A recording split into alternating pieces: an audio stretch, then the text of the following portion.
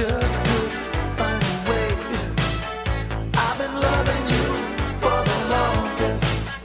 Took me this long just to say.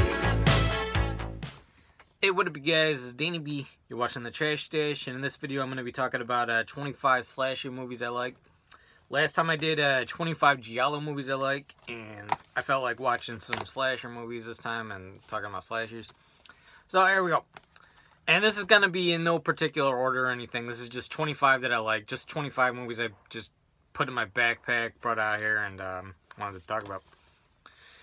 Alright, so first up is going to be Slaughter High. Kind of a cool, low-budget one from England, I think.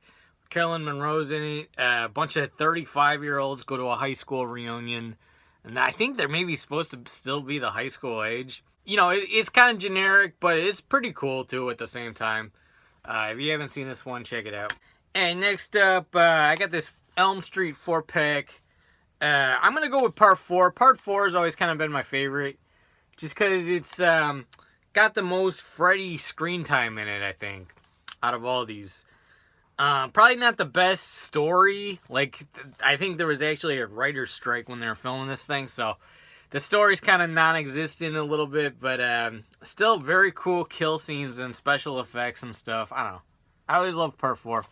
Part 3 is a little too cheesy for me with the Dream Warriors. I like Part 2, and Part 1's pretty good. But yeah, Part 4, my favorite, I think. Hey, next up is going to be Psycho Part 3. This is my favorite in the whole Psycho movies, just because there's no mystery to it at this point, so it's just a slasher movie, and Anthony Perkins actually directed this one, and he made it as sleazy as possible, I think. Very sleazy movie, especially for the Psycho movies, and yeah, it's just a fun one. He goes absolutely crazy in this movie.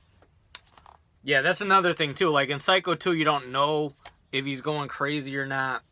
Part 1, you don't even know. You're not supposed to know it's even him. Part 4 is, Part 4 is like the, what do you call it? The precursor, prequel. And, so he's on the phone. He's talking a little bit in it, but Part 3 is just him going absolutely nuts. Alright, next up is A Bucket of Blood. Very old one with, Roger Corman directed it. About an artist who's kind of an idiot and he kills people and then just covers them up in clay and people think it's a masterpiece, but really he's just like this like kind of moronic type of dude. I don't know, it's a really good one. Bucket of Blood, very funny movie. Next up, Puppet Master Part 3. By far the best Puppet Master film in the Puppet Master franchise, I think. They got a couple other good ones in there too, but Part 3 is like the best one by far. Takes place in World War II, and Toulon's battling the Nazis, or hiring the puppets to get revenge on the Nazis for killing his wife and taking away some of his puppets in his puppet show and stuff like that. Yeah, Puppet Master Part 3. Alright, next up is going to be Return to Sleepaway Camp. I love all the Sleepaway Camp movies. Part 1 is my favorite of them. But I just watched this one for the first time a couple weeks ago, and I actually really liked it. Pretty funny. Return to Sleepaway Camp. Good one. Next up is going to be Inside, French slasher movie. Very cool. I hadn't seen this until earlier last year, I think. And I was pleasantly surprised. It's really, really gory.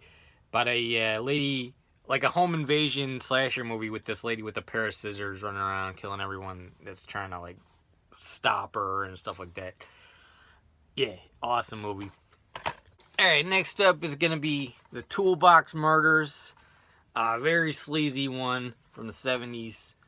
About a guy with, like, drills, hammers, anything from his toolbox, killing these people. Nail gun. Awesome movie, and, then it switches from a slasher more to like a kind of like a kidnapping type of movie. But it's the first half is excellent. The second half is pretty good. Toolbox Murders. And I think it's based on a true story. I don't know. I hope not. Alright, next up is Edge of Sanity, another Anthony Perkins one. This one's awesome. This is kind of like a Dr. Jekyll, Mr. Hyde, and Jack the Ripper hybrid movie. Where once he becomes Dr. Jekyll, or yeah, Mr. Jekyll? I don't know. Once he becomes Jekyll, though, he becomes Jack the Ripper. His name is like... Oh, no, once he becomes Mr. Hyde, he becomes Jack the Ripper. His name is Jack Hyde as his alter ego, and he's Jack the Ripper. Yeah, awesome movie. Check this one out. Another really sleazy one. It almost feels like a Jess Franco movie, but with like Americanized a little bit. Like Jess Franco's Jack the Ripper, but Anthony Perkins doing it. All right, next up, speaking of like Psycho and all that, Peeping Tom. A lot of people compare this to Psycho, but I think it's a lot more perverse than Psycho. Kind of like a character study of this guy who is... right away, you know he's a total creep. He's killing women and filming it and stuff like that. Yeah. I don't really like this cover art, but this is the only DVD I could find of it. I'll have to, maybe make my own case or something. This is the Criterion one. Awesome movie. And it's in color, too. Psycho's in black and white. This is in very beautiful color, Technicolor. And it's got, like, some nudity, I think, in it. And, yeah, it's just like it's kind of like sexual. It's a very kind of sleazy one. Peeping Tom, and it ruined the director's career. Alright, next up, my favorite, Maniac. Another sleazy one. And they kind of go, this would be a good double feature, Peeping Tom and Maniac. Because kind of the same thing a little bit. Maniac, character study, where this guy is going around. It follows him the whole time. And he's collecting scalps and putting them on mannequins and stuff. Lots of different types of ways he kills his victims and stuff. And he's and again, it's kind of like Psycho, where he's obsessed with his mother. Yeah. Great movie from the 80s. All right, next up, The Prowler. Another one. Savini did the effects. Savini did the effects on this one too. And a lot of the same special effects done in this movie. Or some of them, at least. But this is an awesome one. I think this is probably the most gory Savini film I've seen. Like, even more gory than Maniac. This would be a good double feature with My Bloody Valentine. Because it almost reminds me of the same killer. Different story a little bit, but... yeah, great one. The Prowler. Alright, next up we got P2. I love this one. This is one I saw when it came out, and then I forgot the name of it, and I couldn't find it for a couple years. And came in contact with it, or, found it again. Parking garage horror movie on Christmas with psycho parking attendant. And, yeah, just good one. I love anything to do with, like, concrete and murder, and that has all of that. And plus Christmas. I love Christmas slashers. Alright, next up, Straight Jacket. This was one of my grandfather's favorite movies. My grandfather loved these like old horror movies, and I never saw it. He loved Straight Jacket, Psycho, The Bad Seed, The Birds, a couple other ones. He loved like Alfred Hitchcock and stuff like that. I watched this one for the first time last year, and I actually really liked it. What's her name? Crawford. Joan Crawford goes absolutely nuts in this. She was nuts in real life, I think. Yeah, she's really nuts in this. Alright, next up, Midnight Ripper. And don't be a Giallo nerd. I had some comment on my fucking last video of this guy being a total fucking Giallo nerd. The rules! But, yeah, this one I think is a slasher movie, even though it is technically a Giallo movie. By the 80s, they're like kind of all slasher Giallo hybrids. Yeah, good one. Fucking Lamberto Bava did this one. Not his best movie. Like, I like Delirium is my favorite. But this is like number 3, I'd say. Yeah, Midnight Ripper. And it's actually called Midnight Killer or You'll Die at Midnight. And Midnight Ripper is like one of the alternate titles. And I just cut that out and put it on the box. This is a bootleg, by the way. Alright, next up, speaking of Midnight, the Midnight Meat Train. This is a Clive Barker written movie. Very cool. It's got like kind of like those I want to say like from 2008 till now, they're doing kind of like a blue filter. What's that guy? David Fincher kind of started that, I think, with like Alien 3. Did like a greenish, bluish filter kind of thing. So I love that. That's a good look for these new ones. Like that bluish filter kind of thing. Yeah, this is about a guy that like kind of witnesses this guy in a suit killing people with a hammer on a train at midnight. And he's kind of investigating it and seeing what it's about. Very good one. Very kind of like... It's got like CGI, but the CGI is cool in it. Like, eyeballs flying out of heads and stuff like that. Yeah, I really like this one. Alright, next up is one of my favorites ever. Silent Night, Deadly Night. I just rewatched this last night. I had a fucking blast watching it. It's like even trashier than I remembered it. Like the whole beginning with the Santa Claus, the armed robber Santa Claus going around, just had me dying laughing, complaining about only getting $35 from his armed robbery and shit. And then just the way the nun is, and I don't know, just everything about this movie was making me laugh. It just goes totally over the top, and it pushes the boundaries as far as it could really push it back in the day, I think. Yeah, Silent Night, Deadly Night. Very hilarious one. Love it. Alright, next up we got kind of a Hammer slasher movie, Hands of the Ripper. I love this movie. This is my favorite Hammer movie, actually. About Jack the Ripper's daughter. Jack the Ripper killed her mother in front of her when she was a kid, and now she's grown up and she kind of has like PTSD. You don't really know if it's PTSD flashbacks that are making her kill, or if she's actually possessed by his soul, or if it's like inherited, the murderous rage inherited. Yeah, so it's a really good one, and it's kind of sad. I like sad slasher movies, and everyone's good in this. Eric Porter's great in this. I think, what's her name? Is it Ingra something, who played the Angara Reese. She's great in this. Yeah, Hands of the Ripper, great one. Alright, next up we got New Year's Evil. One of the most generic slashers, but I love it for that reason, I think. And also one of my favorite like holiday slashers. I don't know. You don't see too many New Year's slashers really, and this is one of them, and very good. It really, like, one of the things I love about it is it really feels like it's New Year's in this movie. Yeah. And he has a cool mask. He only wears it in a couple scenes, but he's mainly, one thing I love about it is he's on the phone, he's going like, "This is evil." Yeah, I love this one. Alright, next up we got American Psycho. Very popular movie. I'm sure probably a lot of you guys have seen this. Very funny. When I first saw this, I didn't pick up on the humor. I was a teenager, but I didn't really get the humor of it.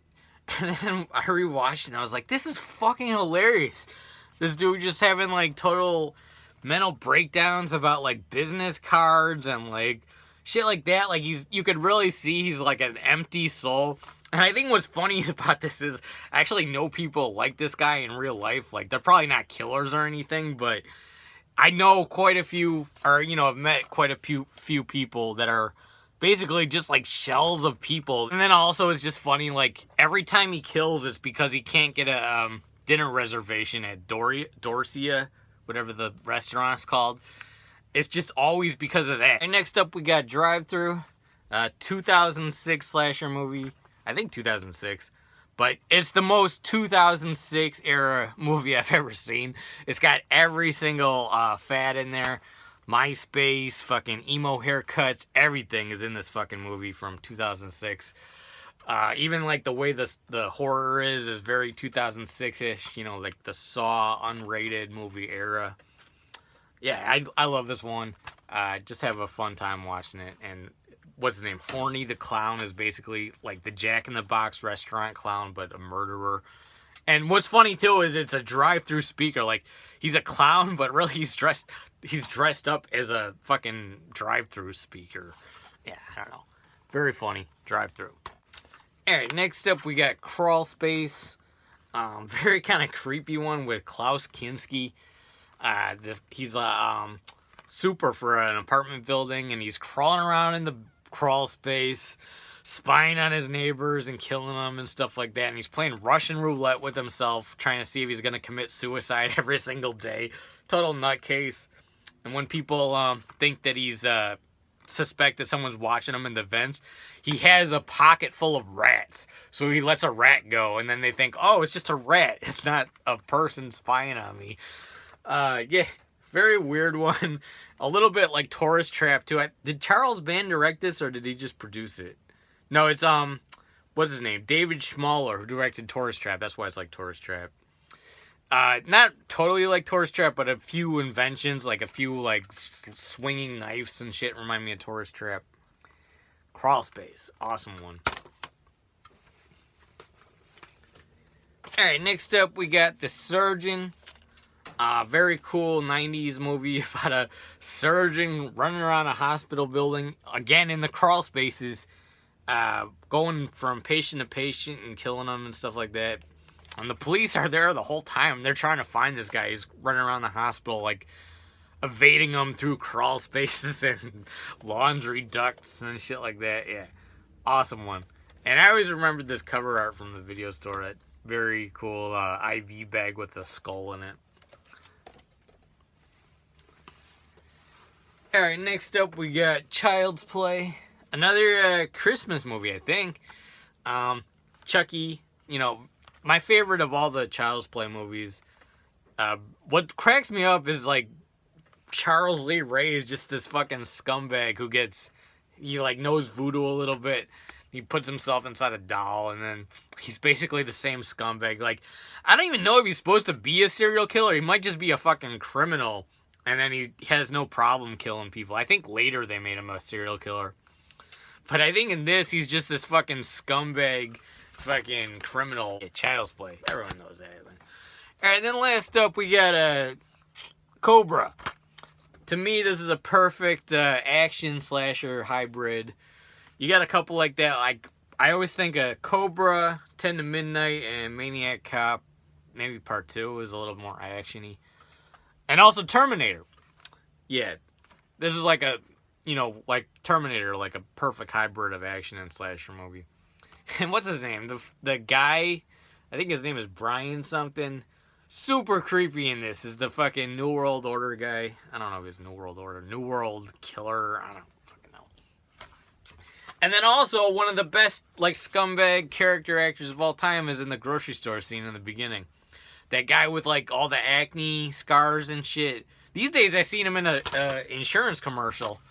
But, yeah, I always think of that guy from this movie going, like, I'm a leader. I'm a leader of the new world.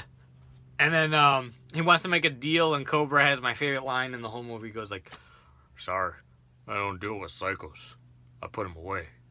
I've said that to people at my work when they get, like, when they're losing their mind from stress and shit. I used to work in fast food, and, like, people would lose their mind and yell shit at me. I'd be like, I don't deal with psychos. Awesome movie. Cobra. Alright, guys, this is gonna do it. This is Danny B. You're watching The Trash Dash. It was 25 slasher movies I like. Let me know what you think of this. Let me know your list. Let me know some other ones I left off the list. I didn't put, like, you know, like all the Halloween movies and Friday the 13th and stuff. I kind of just left this to be like some lesser talked about ones. So let me know what you think. Let me know some other good ones. All that stuff. Hit the like button, comment, and subscribe. Peace out.